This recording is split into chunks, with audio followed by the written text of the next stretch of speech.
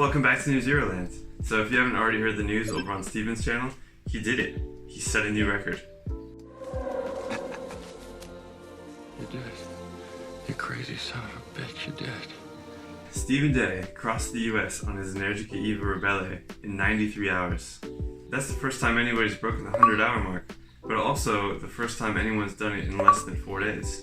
And I want to make sure everybody knows, this is just a normal guy with an unmodified Energica. This is such a huge achievement. Like, this is a milestone for electric motorcycles. So in this final video, let's talk about what happened during his ride from Texas to California, because it wasn't totally free of drama. When Stephen woke up from the one and only hotel he stayed at the entire trip, it was still around 40 degrees. The problem with riding across such a long distance like this is that the temperature varies so much from coast to coast, but it's even extreme from day to night. Riding up through the mountains at night, it got down to the low 30s, and then going through the desert during the day, it was in the high 80s. If he'd done this trip a month earlier, the nights would be warmer, but the days would be way too hot, so his battery wouldn't charge as fast. And if he'd done this trip a month later, the nights would be so cold, he'd have to cut open his bike and curl up inside. Remember that elevation map?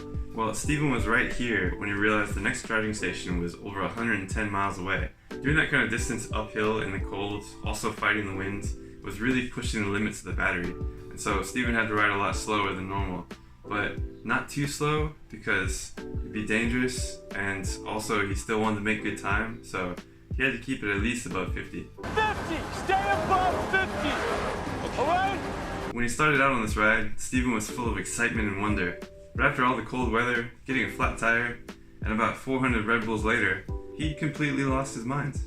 I think that was the biggest challenge of this ride. It wasn't the range or the charging speed, it was just staying awake. But it paid off, because he was in California now. One last stop for a 10-minute fast charge before heading to the coast, and that was it. He made it. He rode all the way from Jacksonville, Florida to San Diego, California in 93 hours. And here's my take on this, because inevitably somebody's gonna say, wow, that took so long. Why didn't you just take a gas bike? And to that I say, what happened to everybody's sense of adventure? 100 years ago, if you wanted to do this kind of thing, if you wanted to ride across the country, there weren't even roads, let alone places to find fuel. Most people would have thought you were crazy. But we do it because it's difficult, you know? You embrace the challenge. We all want to know what's possible, right? And Stephen showed what's possible. He actually said with current tech, you could probably do it 20 hours faster. So, I don't know about you guys, but this stuff is so inspiring. I feel inspired. And if you just took a gas bike, it's the same thing everybody else has done. Be different, try something new, set a record. I think it's crazy that in 2021, you can still set a new record. So Stephen, congrats man, you destroyed that record, and I can't see anybody beating it anytime soon. There aren't enough Red Bulls in the world. Now get some sleep, you crazy person. Thanks for watching, and I'll see you guys next time.